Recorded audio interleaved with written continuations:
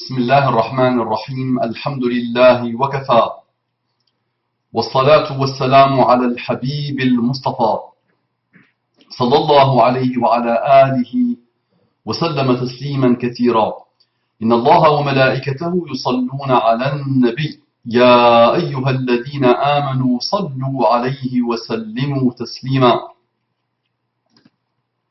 صل وسلم على محمد رب اشرح لي صدري ويسر لي أمري واحلل عقدة من لساني يفقه قولي إخواني أخواتي أبنائي بناتي أعزائي عزيزاتي أصدقائي صديقاتي أعدائي عدواتي mes ennemis et mes ennemis mes amis et mes ennemis mes amis et mes ennemis mes amis et mes amis mes frères et sœurs mes bien-aimés et mes bien-aimés.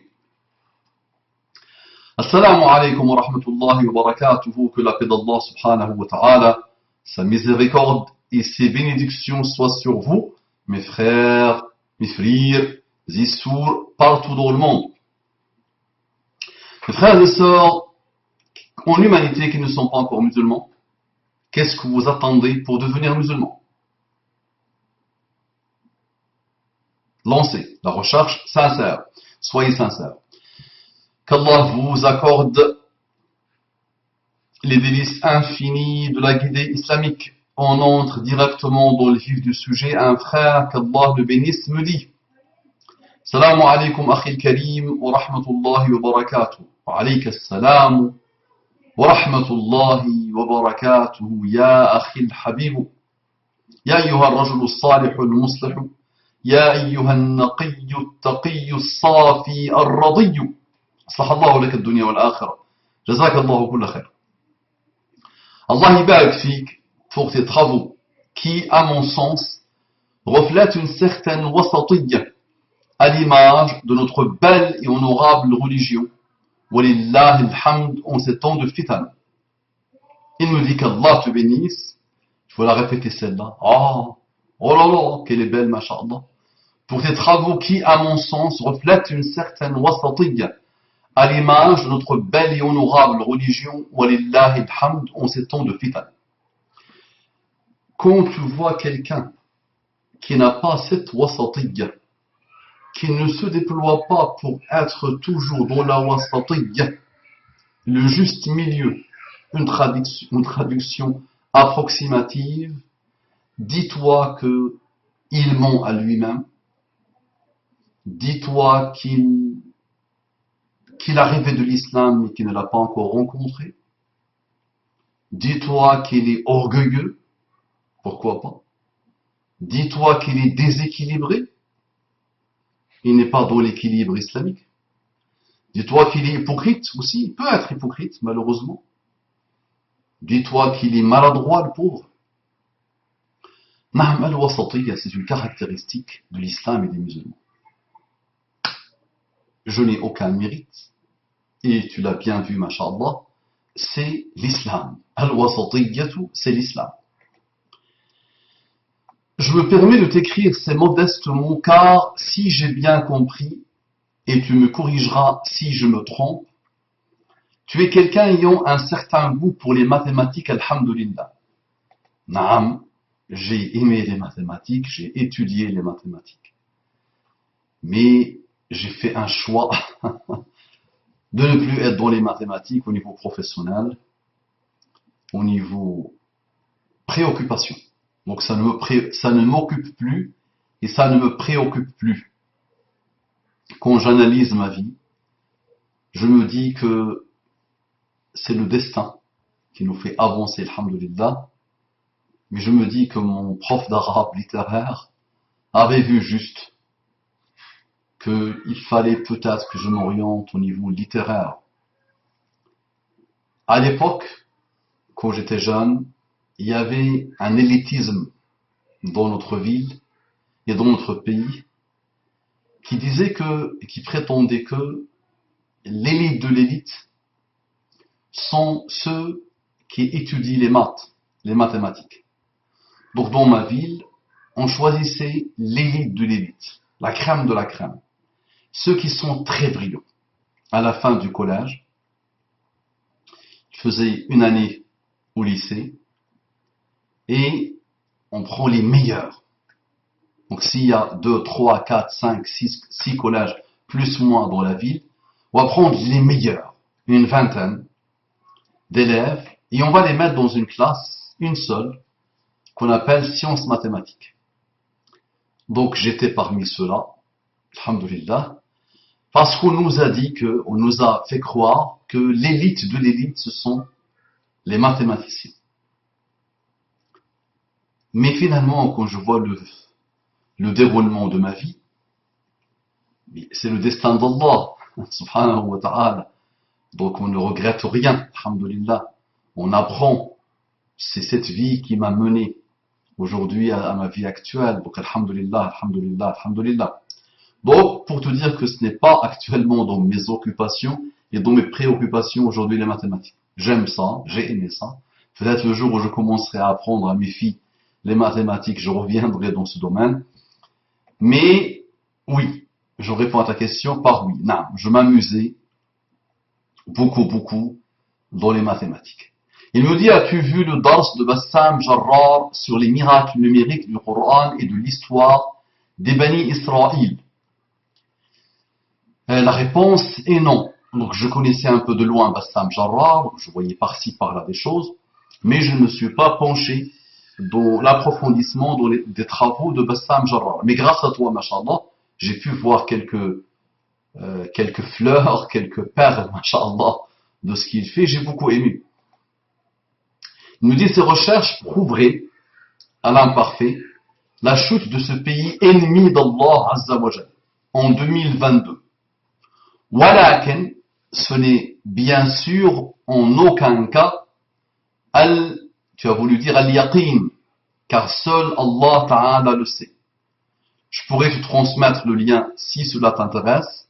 Son cours mérite méditation, Inch'Allah, et j'aurais aimé avoir l'avis d'un frère ayant un certain niveau dans les mathématiques et dans ilm al-Qur'an, Inch'Allah Ta'ala. Wallahu a'lam. حفظك الله أخي أبو ماما والحمد لله رب العالمين أصلح الله لك الدنيا والآخرة. Donc, par rapport à la disparition de l'État d'Israël, je ferai une vidéo particulière sur ça, mais le prisme qui m'a intéressé dans ton message, c'est le miracle numérique de Coran. J'avais approfondi l'histoire à une époque en lisant un livre qui est sorti il y a quelques années, Le hasard organisé. Le hasard organisé. As-Sudfa al-Munazama. Le hasard organisé. Comme beaucoup de monde, j'étais très émerveillé par, c'est vrai, tout ce qu'on peut trouver comme miracle numérique dans le Coran. Le miracle en arabe littéraire, al-mu'jiza. أعجز يعجز فهو معجز اسم فاعل. أعجز يعجز فهو معجز اسم فاعل. معجزة féminin, le féminin. Donc معجزة, c'est le miracle. L'I'jaz, أعجز يعجز, إعجاز, c'est un masdar. Je suis très content que ceux qui ont commencé à s'intéresser au miracle du Coran ont choisi le mot I'jaz plutôt que le mot mu'jiza. Si je prends le portable et je commence à parler avec quelqu'un devant un sahabi, le sahabi ou l'humain qui existait à cette époque verra dans cela un miracle. Donc il y a une infinité de choses aujourd'hui qui peuvent être vues, interprétées par leur côté miraculeux pour ceux qui nous ont précédés. Juste il y a une cinquantaine d'années, si quelqu'un voit ce qui s'est passé 50 ans après, il va pas le croire. Donc c'est vrai qu'il y a une infinité aujourd'hui, il y a tellement de choses qui peuvent être miraculeuses pour celui qui a existé il y a 50 ans, il y a 200 ans, il y a 1000 ans, il y a 2000 ans, il y a 10 000 ans. Donc je suis très content qu'ils ont appelé ça l'I'jaz. A'jaza yu'jizu i'jaz.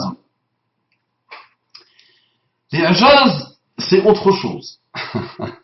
C'est vraiment autre chose. C'est que Comment je peux t'expliquer ça, mon frère? Tu le sais, toi. Donc oui, je dois l'expliquer à ceux pour qui j'ai voulu faire ce rappel. L'Ijaz est quelque chose d'inimaginablement inimaginable. Le jour où je me pose avec quelqu'un qui a existé il y a 1000 ans, et il commence à réfléchir un peu sur le portable, il finira par comprendre, s'il n'est pas obtus, qu'est-ce qui se cache derrière. Par contre, ce qu'on voit dans le Coran, ce n'est pas possible. Les musulmans sont souvent étonnés quand ils voient ça, c'est comme s'ils ne croyaient pas que c'est Allah qui est l'origine. Donc il y a une partie des musulmans qui sont, j'ai utilisé tout à l'heure le mot émerveillés. Encore heureux qu'Allah subhanahu wa ta'ala arrive à faire des choses, ou fait des choses, que l'humain ne peut jamais, au grand jamais, comprendre vraiment comment ça peut se faire. Et donc c'est vrai quand j'ai commencé à m'intéresser à Bassam Jarrah et quand j'ai vu quelques-unes de ses vidéos sur ce qu'il a pu lui trouver, machallah, comme miracle humain, c'est vrai que tu t'arrêtes. Tu ne peux pas. C'est vrai que tu t'arrêtes. Il y a rien à faire, sauf autre que s'arrêter. Tu t'arrêtes, subhanallah. C'est phénoménalement étonnant. Pourquoi je fais le rappel? Pour vous dire, subhanallah, imaginez le nombre d'études qui ont été faites sur le Coran. Tellement d'études. Faites par des gens très très très brillants. Moi, ce qui m'a étonné dans ce que Bassam Jarrah a trouvé, ce n'est pas l'Ijaz dans le Coran. C'est pas ce côté infiniment miraculeux, inatteignable, inégalable, irréalisable par l'humain, ou par tous les humains, quand on voit vraiment le Coran. Ce n'est pas possible d'imaginer qu'un humain peut imaginer ça. Ce qui m'a fait plaisir et ce qui m'a étonné, c'est qu'il y a des humains, qui réfléchissent, qui se posent des questions, qui passent des nuits et des nuits, des années et des années, des vies entières, à chercher les trésors du Coran, qui sont infinis. Quand tu vois l'angle d'attaque de ceux qui parlaient du chiffre 19, il y a quelques années, dans le Coran, quand tu vois l'angle d'attaque de celui qui a écrit le Sodf al-Munazzama, quand tu vois l'angle d'attaque de Rachad Khalifa, aidé à l'époque par les Américains et les francs-maçons et les sionistes, et quand tu vois l'angle d'attaque, ou les angles d'attaque de Bassam Jarrah et d'autres dans ce domaine, tu te dis, subhanallah, c'est intarissable. Il y a une infinité de planètes, une infinité de créatures et de créations dans le monde. Et c'est vrai que c'est infini, c'est intarissable ce qu'on peut, subhanallah, trouver dans le Coran. Donc pourquoi je fais le rappel? Pour dire à nos jeunes, à notre jeunesse, qui passe sa vie dans la querelle, dans la polémique, dans le mal absolu. Je m'adresse à nos prédicateurs, à nos jeunes qui font le rappel sur Internet, en leur disant, voici des sujets qui méritent vraiment un déploiement de votre part. Voici des sujets qui sauveront beaucoup d'âmes. Voici des sujets qui montreront à l'humanité que Muhammad sallallahu alayhi wa sallam, même si il se multiplie à l'infini, il ne peut pas atteindre ce i'jaz.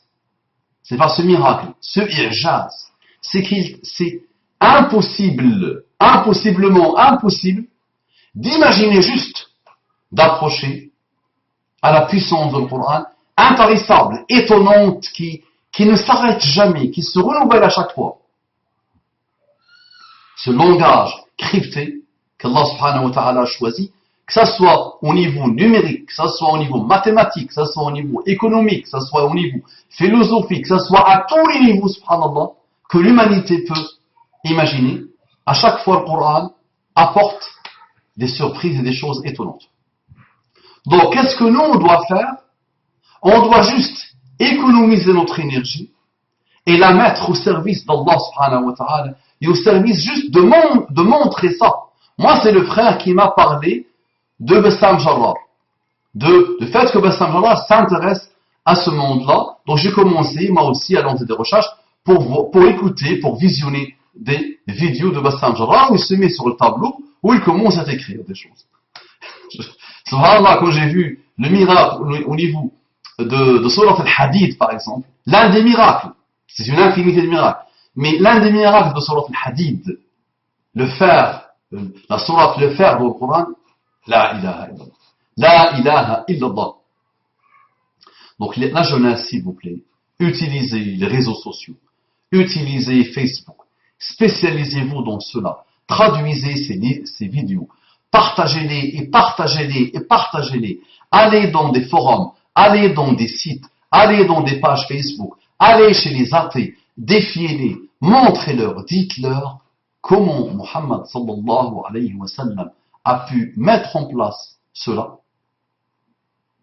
Est-ce que vous avez déjà entendu parler d'un antécédent dans l'histoire humaine? Ou de quelque chose qui est venu avant ou après le Coran, qui contient cette infinité intarissable de miracles miraculeux. Ce ne sont pas que de simples miracles, ce sont des choses miraculeusement miraculeuses qui font que tu t'arrêtes. Quoi que tu racontes, tu ne peux pas expliquer d'où vient cela quand tu essaies de croire ou de penser ou de dire que ça peut être un humain. Tu dis non, ça ne peut pas être les humains. Ce n'est pas possible. Donc je vous invite maintenant à aller faire ce que le frère m'a demandé. Lui, il a orienté ça vers le prisme de la disparition de l'ennemi d'Allah, Israël, selon lui. Moi, j'ai voulu orienter ça d'abord vers le miracle, vers surtout le fait de te dire, tu rendras des comptes devant Allah subhanahu wa ta'ala. Pas mon frère là qui m'a envoyé le message. Ces gens-là qui perdent leur temps dans la querelle, dans la polémique, dans l'attaque de l'honneur des autres. Et toute la journée, ça répète les mêmes choses. La ilaha illallah. Ça se querelle, ça se polémique, ça s'entretue, ça gaspille sa vie, alors que tu as une mission sur terre. Et tu peux juste montrer ça. Juste montrer, parler aux gens de ces miracles de le Coran. Ça marche.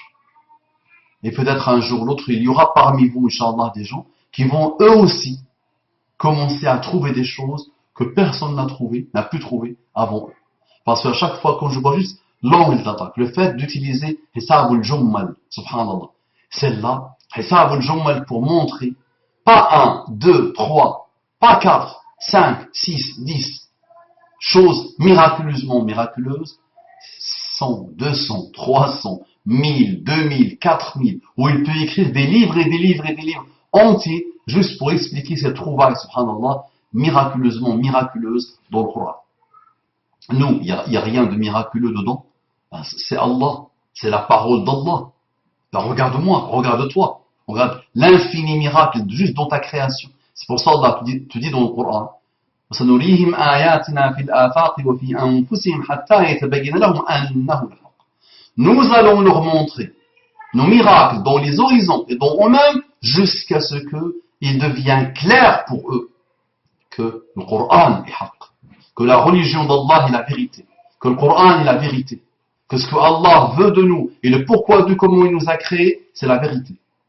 Ça marche? Assalamu alaikum wa rahmatullahi wa barakatuh.